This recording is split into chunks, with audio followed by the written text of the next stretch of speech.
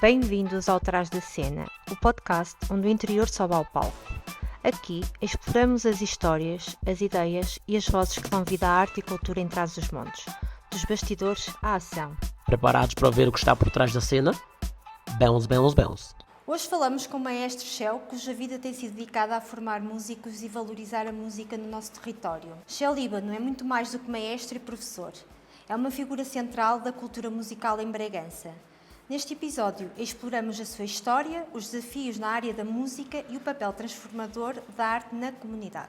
Iniciou a sua formação musical na Banda de Música de Carviçais, Torre de Moncorvo, prosseguindo os estudos no Conservatório de Música do Porto. É licenciado em Educação Musical pelo Instituto Politécnico do Porto e possui especializações de mestrado em Psicologia da Música e Direção de Orquestra de Sopros, estudando com maestros como António Lourenço, Ernest Shell, Luís Cardoso, Luís Carvalho e Vasco Negreiros. É mestre em Formação Musical e Música de Conjunto e mestre em Ensino de Educação Musical no Ensino Básico.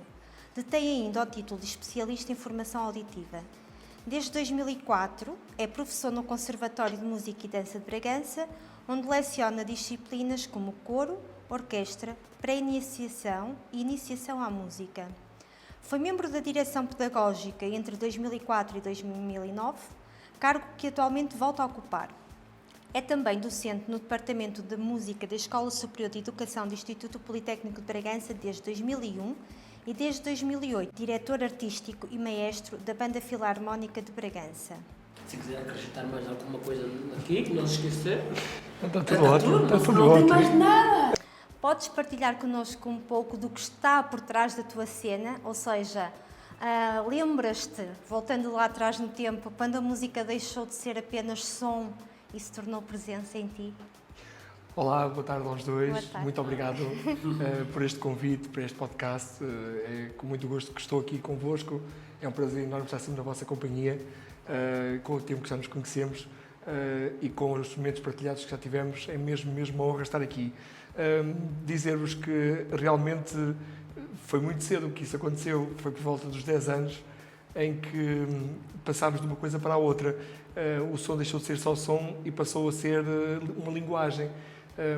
Eu estava simplesmente a visitar uns primos na casa do lado, junto à minha, na aldeia realmente onde eu nasci, em Carviçais, e eles estavam a aprender a ler música e a professora deles perguntou: porquê é que não queres tentar?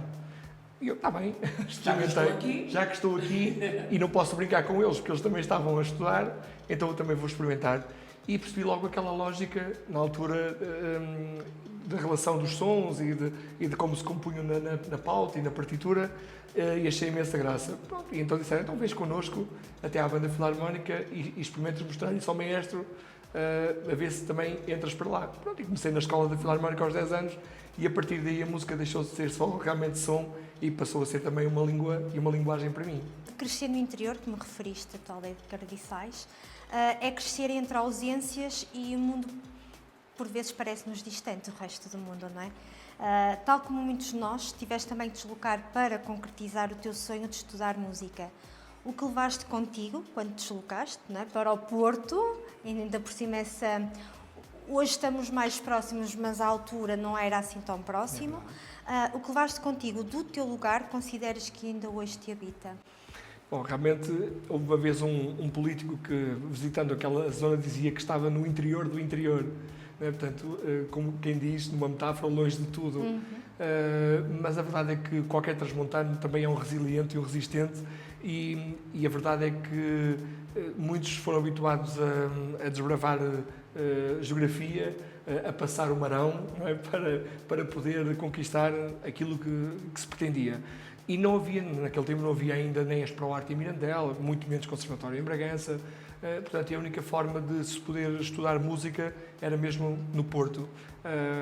E a verdade é que essa deslocação que levei para o Porto comigo foi aquela criatividade de toda aquela juventude que também estava comigo na Filarmónica, que era um grupo muito coeso, a aldeia tinha muita gente, era uma aldeia muito grande. Carviçais era uma aldeia que tinha, creio eu, nos censos ainda na altura de 91, por exemplo, tinha 2.500 eleitores, salvo assim, grosso modo, que posso dizer agora. Portanto, estamos a falar de uma aldeia mesmo muito grande. E também tinha muita juventude na banda Filarmónica e éramos muito criativos. Nós fizemos um festival nacional, que era o Festival Carviçais Rock. Criámos essa organização. Tivemos uma revista, que era a Iman, que tinha vários assuntos diferenciados, uma revista mais ou menos socialite, não é? E pronto, e como era uma equipa realmente muito criativa, consegui levar também esse carinho comigo para o Porto, e a alegria que também me era característica na altura e que mantenho, e a verdade é que também ia levando isso para os meus amigos e para os meus colegas que conquistei lá no Porto. Foi muito giro. Permite-me abordar aqui uma questão. Qual foi a posição dos teus pais na altura? Porque hoje em dia ainda se olha com algum receio, preconceito, discriminação quanto à arte e aos artistas. Qual a posição dos teus pais na altura, né, quando tu comunicaste, eu vou prosseguir por aqui? Do tipo, eu vou ser músico. O quê? Um músico. O quê? Olha, não houve mesmo nada disso na minha família. O que é curioso, é mesmo contra a natura. Às vezes até se vê um bocadinho as pessoas de muito interior muito fechadas, depois a pensar aquela questão, não, tu tens que ir para a engenharia ou para a medicina ou alguma coisa que te dê um emprego muito estável, não é? Exato. Música não, porque isso não é nada estável. Não aconteceu mesmo nada disso. Os meus pais só queriam que eu fosse feliz. Foi a única coisa que me pediram, era que fosse feliz. Se eu era feliz a fazer música, e eles perceberam isso desde cedo, porque não só eu era muito feliz a fazer música na banda Filarmónica, como a partir dos 15 anos eu criei com um amigo meu lá da minha aldeia, de qual mandou um abraço, que é o Ricardo Aleixo, fizemos um grupo de música de baile, aquela música característica dos bailaricos das aldeias, agora muito conotada com música pimba, mas não é? Isso foi só a partir de uma fase para a frente, são outros assuntos. Mas começámos a tocar com miúdos e o meu pai virou-se para o pai dele e disse-lhe: olha, Jorge, realmente os miúdos, em vez de andarem se calhar aí perdidos noutra coisa qualquer, vamos investir numa aparelhagem para eles e deixa-os viver o sonho deles. Tínhamos 15 anos. E foi isso, os dois investiram, os nossos pais, nisso, e nós fartámos de trabalhar. Na altura éramos dois miúdos, com umas colunas, uns pianos e uns teclados digitais, uns microfones e umas coisas, muitos ensaios, e fizemos uma vida de 10 anos de estrada que realmente nos deu uma experiência imensa. E eu sempre percebi que o meu pai, na última carruagem do comboio, olhava para mim e via que eu era feliz a fazer aquilo.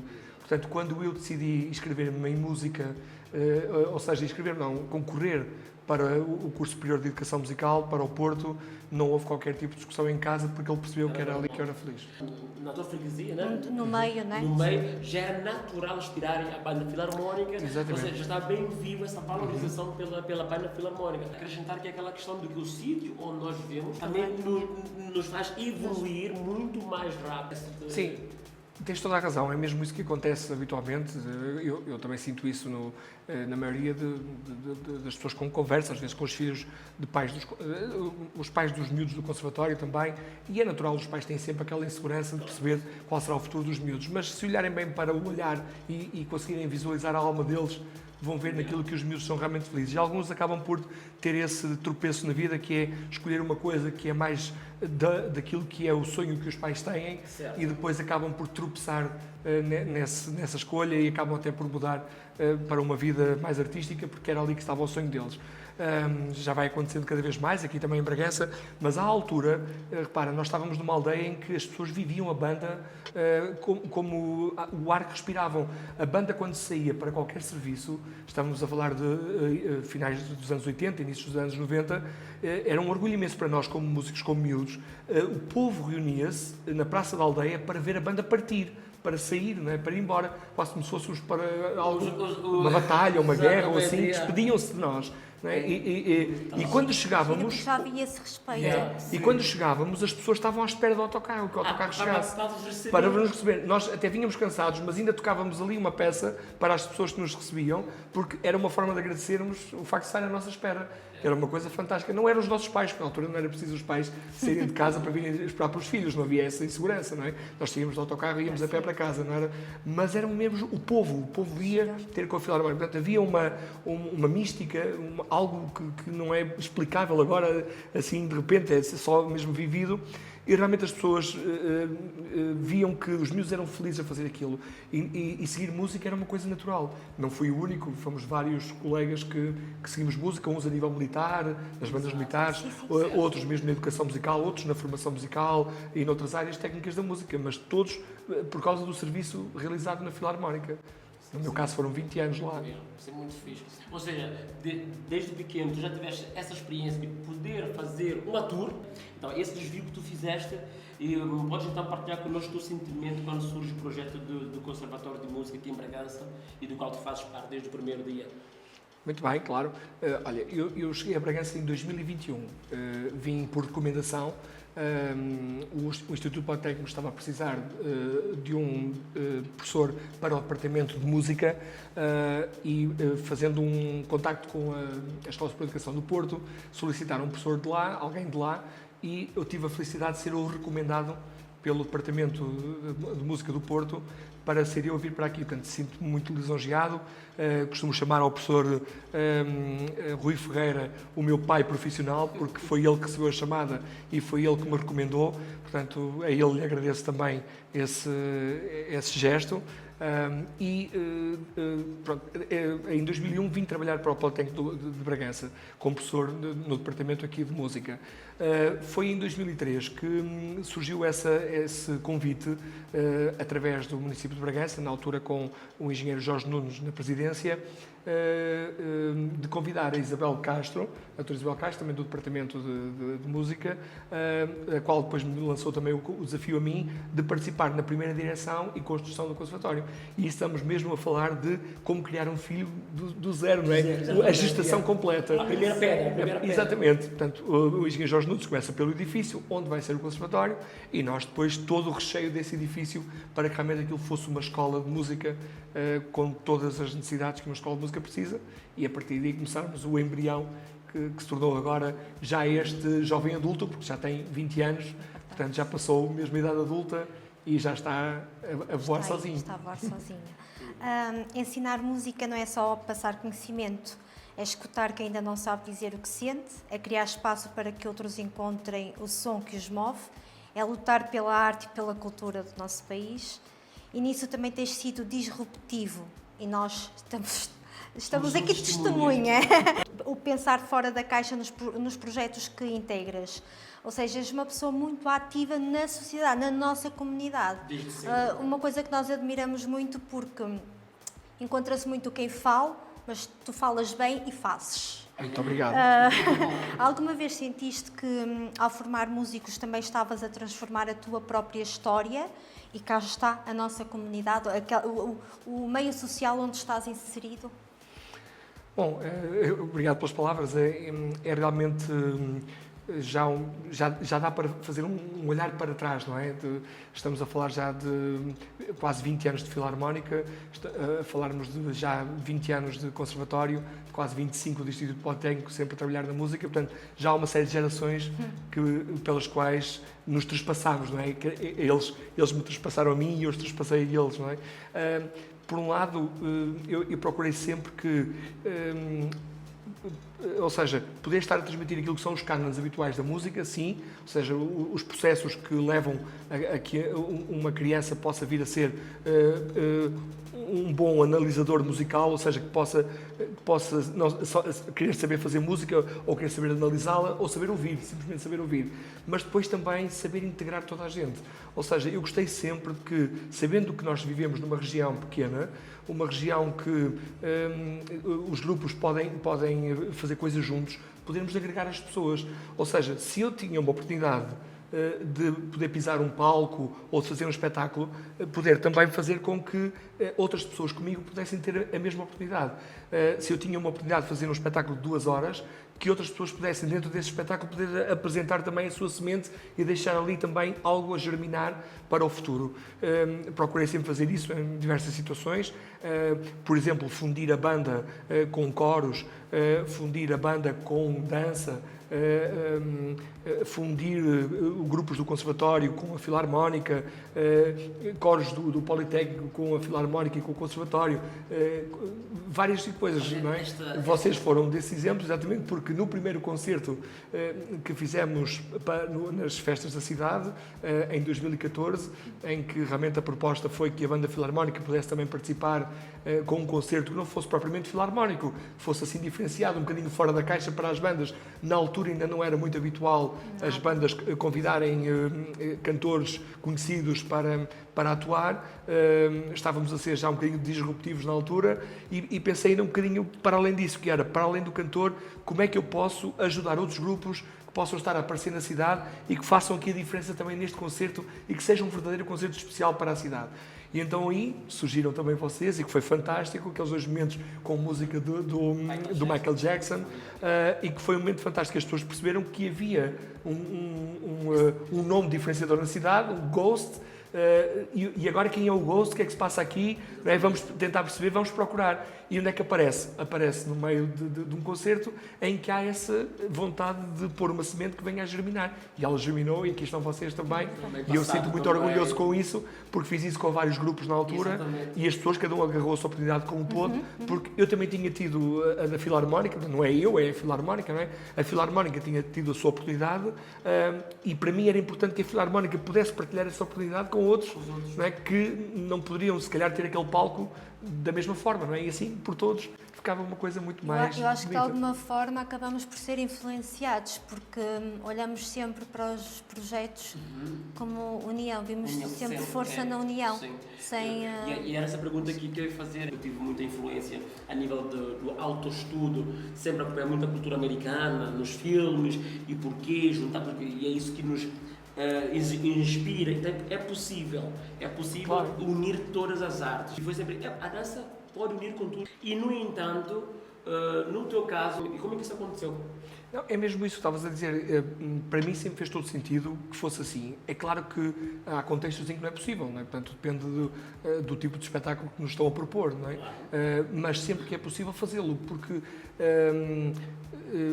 e ainda mais no meio em que estamos. Nós estamos numa cidade em que todos merecem oportunidades, e se alguém tem a oportunidade maior, aquela onde é possível agregar mais gente, então fazê-lo, porque acho que só enriquecemos todos.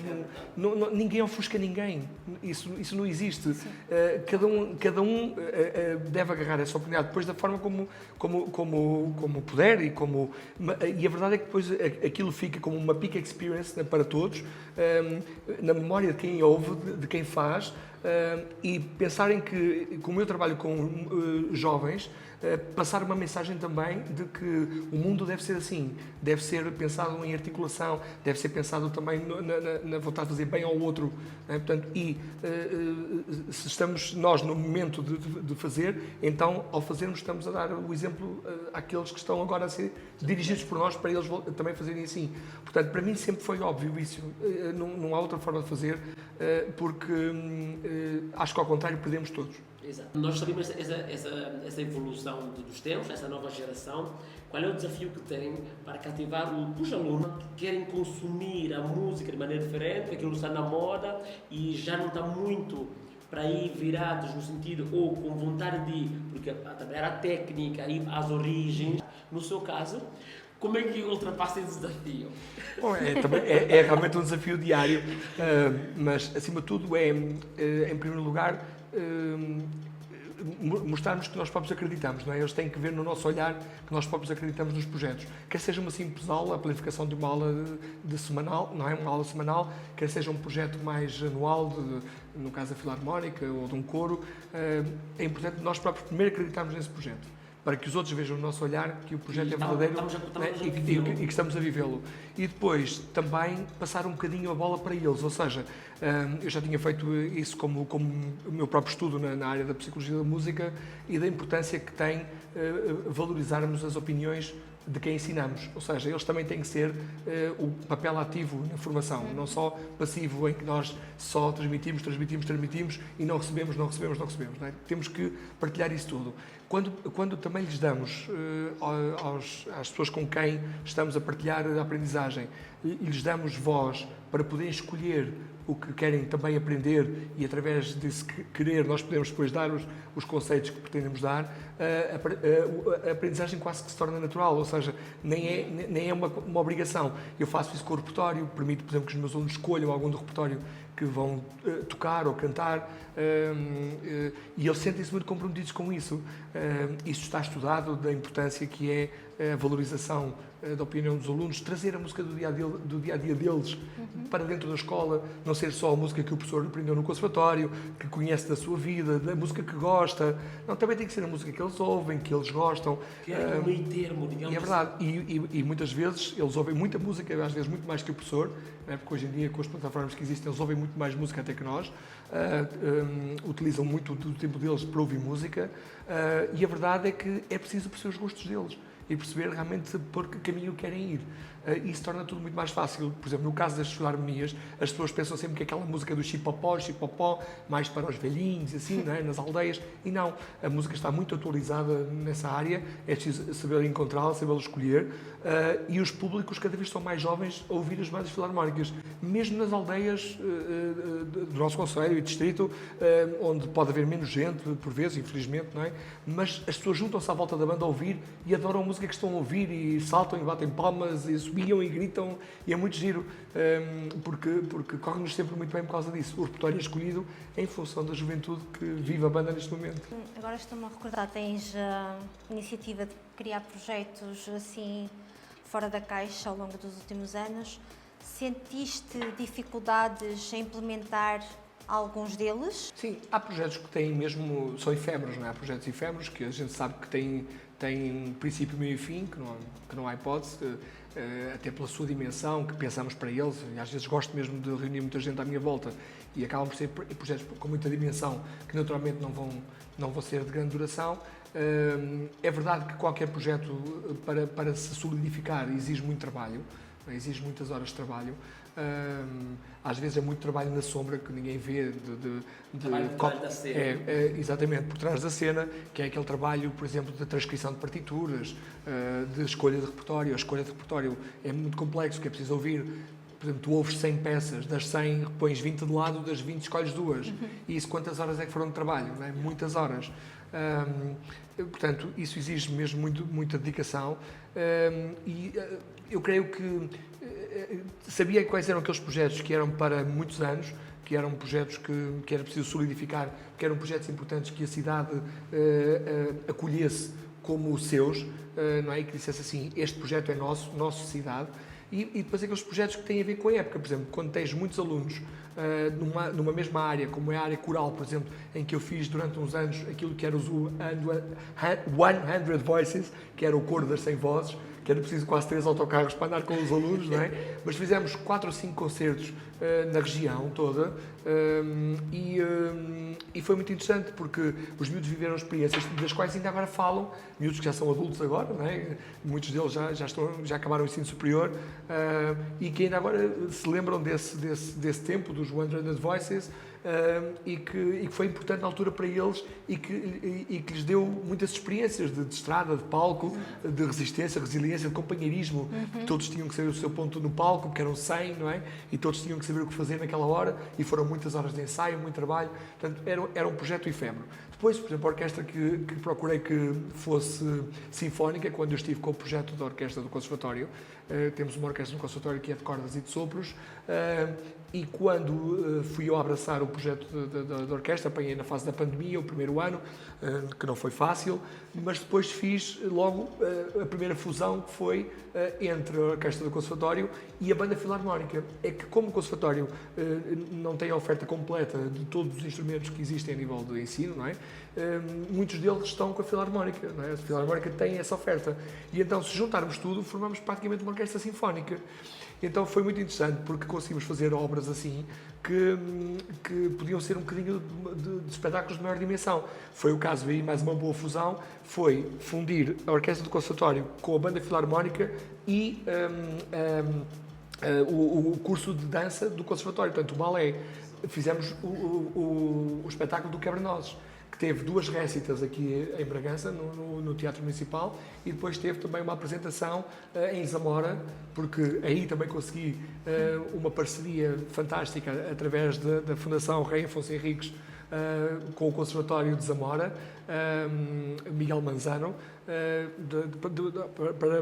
para todas as pessoas de lá, e o diretor manda também um abraço, em que também se juntaram músicos desse conservatório. Reparem, ficou uma orquestra aqui transfronteiriça, que proporcionou um espetáculo fantástico. Estamos a falar de mais de 150 artistas em palco para fazer este espetáculo. No ano a seguir já fiz um espetáculo com coros, em que vieram coros do Porto, foi o coro do IPB, foram coros aqui da própria cidade, portanto, e também foi uma obra sinfónica muito interessante com coros, que foi depois apresentada na Catedral de Bragança, porque também teve a participação do órgão sinfónico da Catedral, com o professor Tadeu Filipe a tocar. Reparem, e estas sinergias todas para mim é que fazem sentido. Ou seja, se não temos um equipamento de orquestra sinfónica como tem, por exemplo, Amarante, que tem a Orquestra do Norte, ou Aveiro, que tem a Orquestra das Beiras, não é? Nós podemos, na cidade, com os equipamentos que temos, formar algo que seja próximo para as pessoas perceberem que é possível, e se calhar um dia até virmos ter uma orquestra sediada em Bragança com profissionais que se fixem aqui na cidade, que se crie aqui mais um equipamento e que formem aqui as suas famílias e que possam fixar-se. Que giro, muito bom.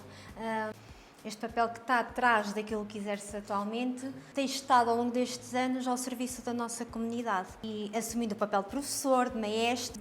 Já sentiste na pele o que é ser artista neste nosso território? Começar a perceber efetivamente que a união vai nos levar mais longe. Até há projetos implementados em Portugal que refletem isso mesmo, que a união dos projetos nos diversos setores tem projetado Portugal além fronteiras, não é? Exatamente. Portanto, Às vezes estarmos no mesmo edifício implica conversar, sim, implica exatamente. planificar, Socializar. interagir, e quando se está por ela tem-se um projeto maior. Não é? Portanto, isso também veio um bocadinho da minha infância, daquilo que estava habituado a fazer com os meus amigos. Juntávamos na soleira de uma porta e era rápido que arranjávamos de forma criativa algo para construir. E às vezes, quando estamos todos à soleira da mesma porta, podemos criar novas coisas. Né? Portanto, formas de criar sinergias entre os grupos e não ser só algo que é efêmero, um espetáculo por ano onde todos estão. Não digo que esteja tudo mal pensado, porque não é assim também, não podemos dizer que tudo está mal. Agora, podemos, se calhar, fazer diferente, a melhor e alavancar, que é importante alavancar. Projetar as pessoas. sim, é isso. Que noto que também há verdade que há grupos que se esforçam para conseguir algo mais, tentarem se projetar, vejo que há esse esforço, mas depois não conseguem sair daquele ciclo vicioso de algo que é um bocadinho menor para o sentido que eles têm do que mereciam conseguir fazer e conseguir chegar. Que mensagem gostarias então de deixar à comunidade criativa que vive e resiste aqui no nosso interior e que tem muita vontade de fazer acontecer? Acima de tudo, pensem assim, há esperança, tem que haver esperança. A esperança no novo futuro, que é uma mensagem que eu deixo, que é a mensagem principal da nossa candidata Isabel Ferreira e a nossa de toda a candidatura, e pensarem que nesse novo futuro existe um conjunto de pessoas em equipa que têm formações nestas áreas, que pensam nestas áreas de uma forma diferente, de uma forma como essas pessoas também a pensam, ou seja, esses músicos, esses criativos, não é só músicos, há outras áreas da cultura que também temos que pensar, não é só a música, não é? São todas as áreas. E que há esperança para esse futuro, porque sabemos o que é necessário fazer, sabemos o que é preciso e vamos aplicá-lo. Perfeito. Muito obrigada Muito pela obrigado. partilha, foi muito bom. E enquanto estava a falar, estava-me a surgir um monte de perguntas. Não saíamos daqui. Nós saímos daqui. Muito Que obrigado. bom. Nada, Obrigada. nada. Obrigado pela disponibilidade. Olha. Nós agradecemos. Que bom.